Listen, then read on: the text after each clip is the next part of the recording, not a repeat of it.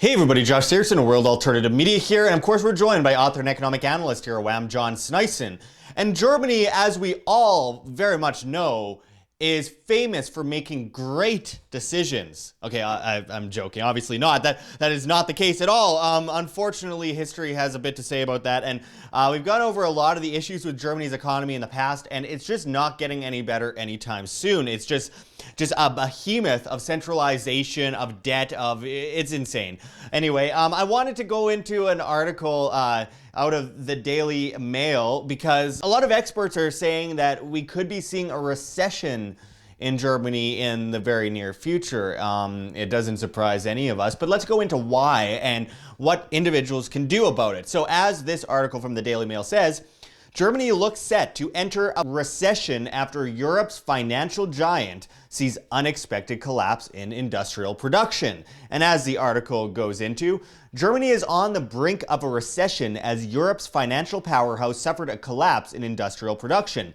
The German economy stunned traders this week when it plummeted more sharply than expected. Industrial production fell by negative 1.9% in November, a year-on-year low of negative 4.6%, which has fueled uncertainty in the world's fourth largest economy. A recession in Germany could have a devastating impact on the fragile Greek and Italian economies. Yesterday, manufacturing data in Germany provided alarming evidence of a much more severe slowdown in the second half of last year than economists had initially expected. Klaus Vistesen of Pantheon Macroeconomics told Business Insider.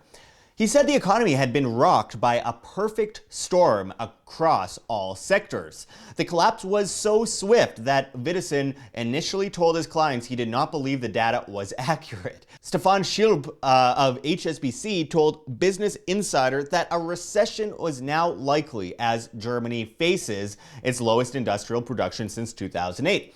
In recent days, evidence has been piling up that the Eurozone recovery lost more momentum than anticipated at the end of 2018, particularly in Germany. Unemployment across the Eurozone had been falling steadily from a peak of 12.1% in 2013 as the region recovered from the global financial crisis. However, ongoing worries about the level of government debt in a number of countries kept unemployment high, such as in Greece and Spain. Since the German economy contracted by a quarterly rate of 0.2% in the third quarter of 2018, largely as a result of one-time factors related to new car emission standards, another drop in the fourth quarter drop would mean Germany will have entered a recession defined as 2 straight quarters of negative output.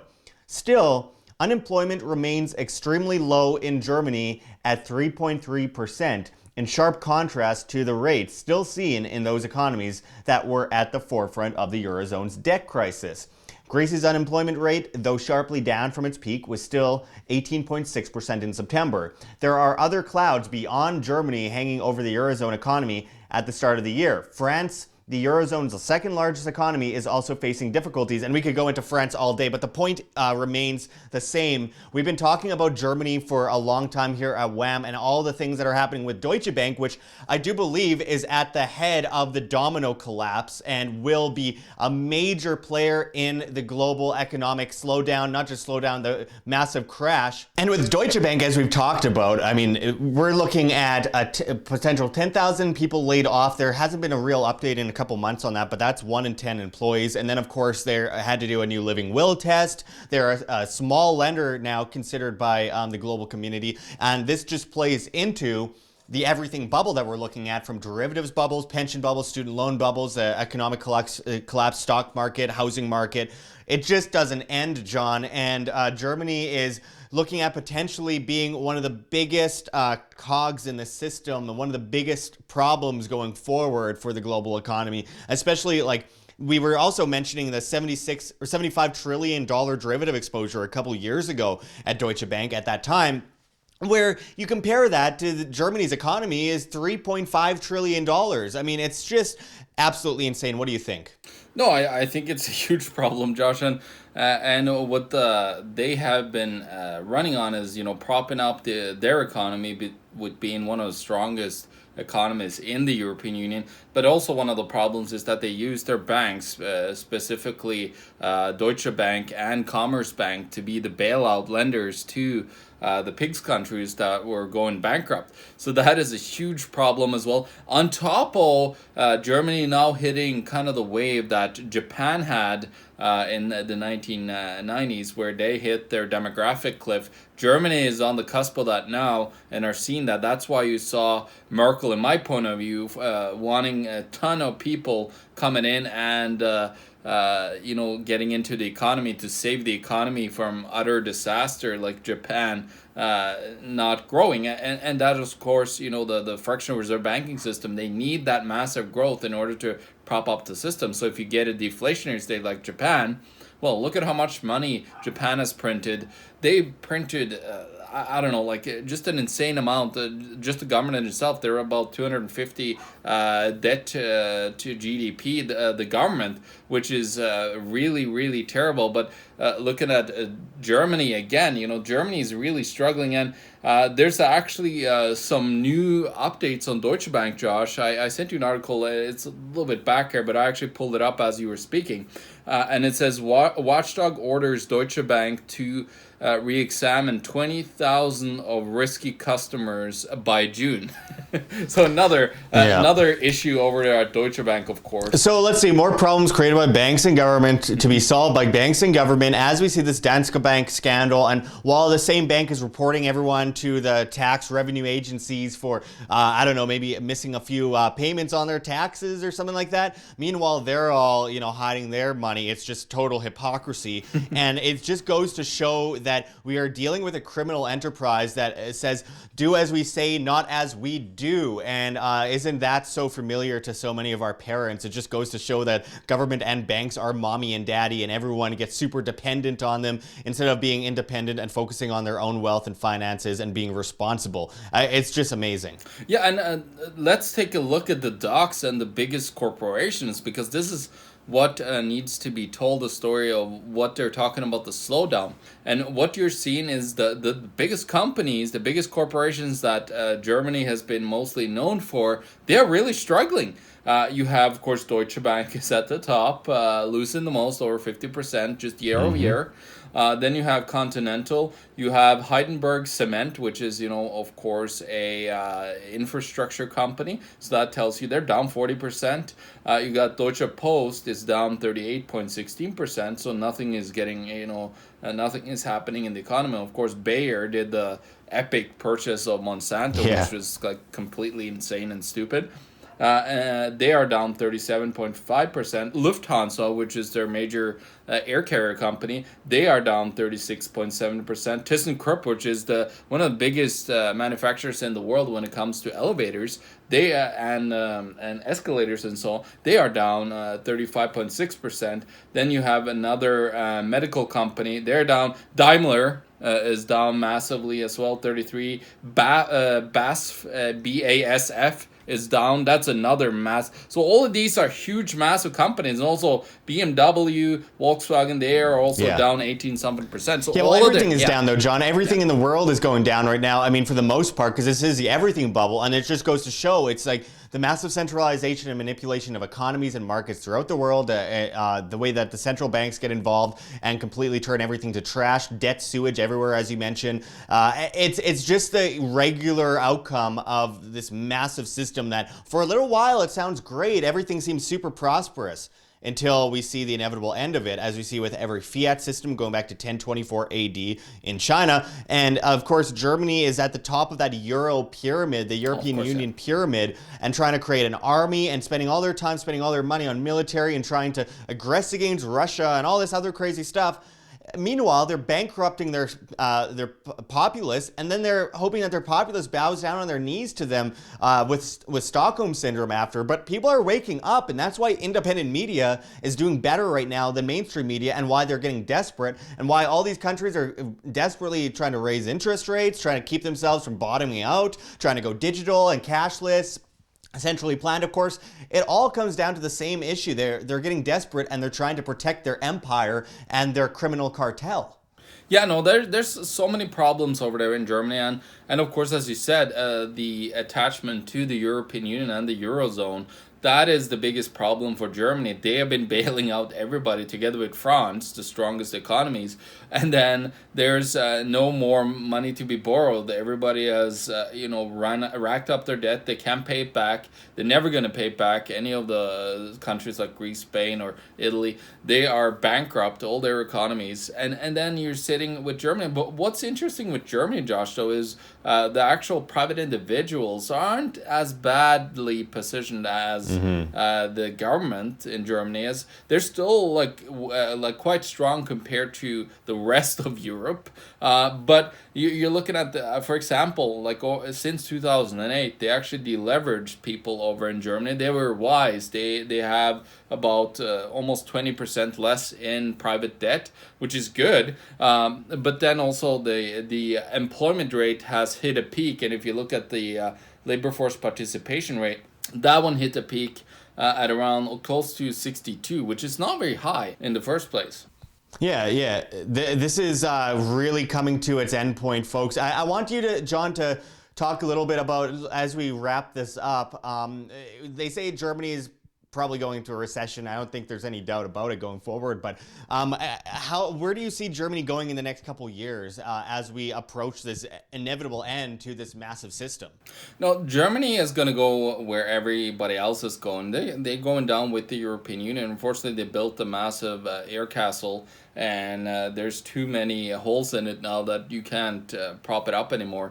And what you're seeing, you might see some doubling down. I'm not sure. Like, it looks like, as you said, the work for having one gigantic central bank, but would control every single place around in Europe. They're working for that, the police state. They're working for a military to be like, they're trying to almost double down when a nanny really state as well. Yeah, a huge nanny state. One thing though that it's interesting, I don't know why the Germans end up having such a totalitarian kind of regime or push towards it, because they of all are some of the best engineers in the world right now. Any quality product that I ever buy, that like cars, or if it's tools, whatever it is, I like to buy German stuff because they know what they're doing. They don't use cheap garbage. But it's not about being productive and giving people good products. For them, it's the central banking system. No matter how innovative and how good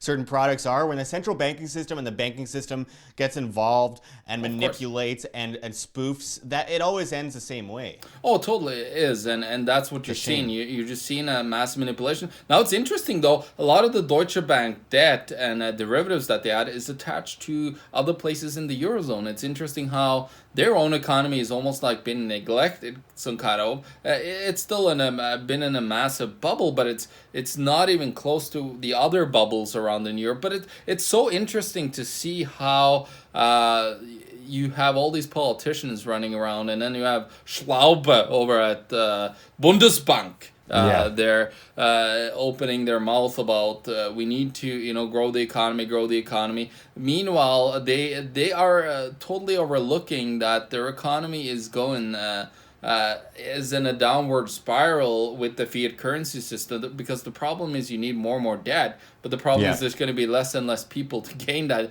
like to be able to participate in getting more debt, and that is the biggest problem here. Germany is going to suffer big for this. They're going to see huge, massive deflation. But again, this is where I differ from, for example, guys like Harry Dent. Harry Dent believes that we're just going to have a massive deflation and nothing will happen. If you go and look and read the literature from all the major economists, well, they are talking that they're willing to print until their last breath. So I don't know how. Yeah, we're definitely going to see deflation, but I don't think it's just going to end with that. I think it's going to end in a big last, one massive print around the world, and that's where we're going to see the ECB as well when the Eurozone goes down, because this whole project of trying to force a collectivist model of forcing everybody into one system, it's impossible. No, that's never have ever worked in history, and they've been trying it again. So now you're seeing that really struggling, and of course the mass immigration to Germany hasn't helped because of the lack of helping people to get into society and what do you call it, integrated into society. Sure. Forced integration, that's a huge issue with government. But we're basically out of time, John, so I want to just quickly let everyone know the usual. When it comes to solutions, there are more solutions than there are problems. So food, water, shelter,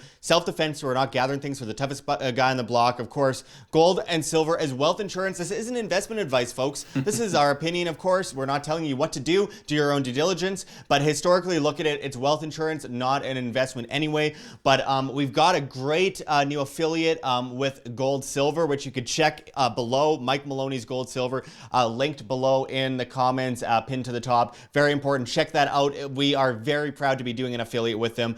And of course, look to decentralize, folks. Cryptocurrencies with sound fundamental value, blockchain infrastructure that is truly decentralized and has great value going forward, replacing the old guard systems that people have become so dependent on. Of course, independence, self-sustainability, responsibility, and freedom go hand in hand, folks. You cannot have one without the other. And in essence, I mean, freedom is responsibility in the end. So, John, bottom line? Yeah, bottom line is get yourself educated and understand why these things are happening into the economy. If you don't understand how the system works, you are going to be at the bottom end of the system when it fails. And you should check out Mike Maloney's stuff 100%. Yeah. Go and check out all the stuff that he does.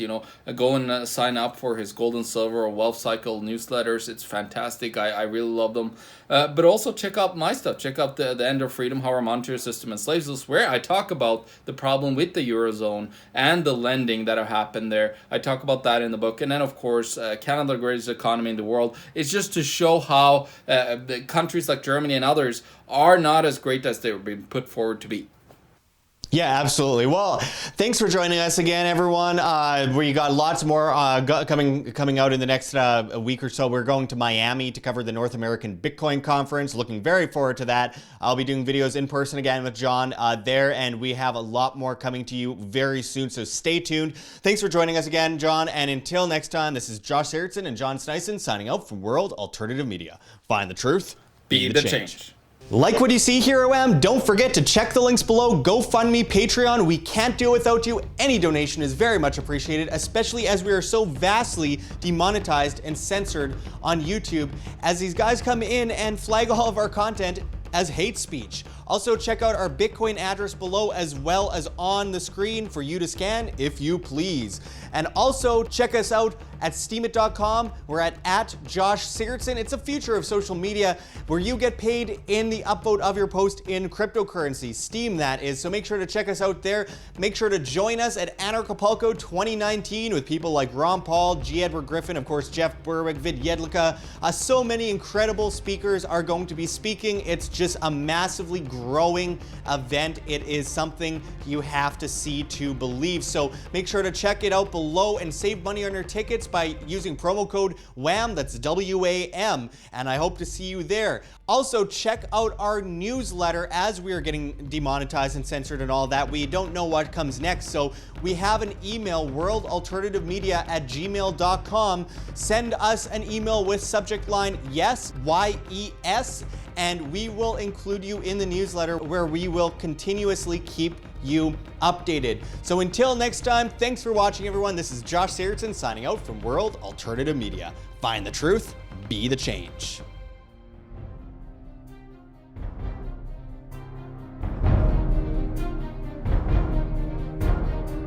I'm sure you have already changed people's minds in your young age because you're involved, and I like that.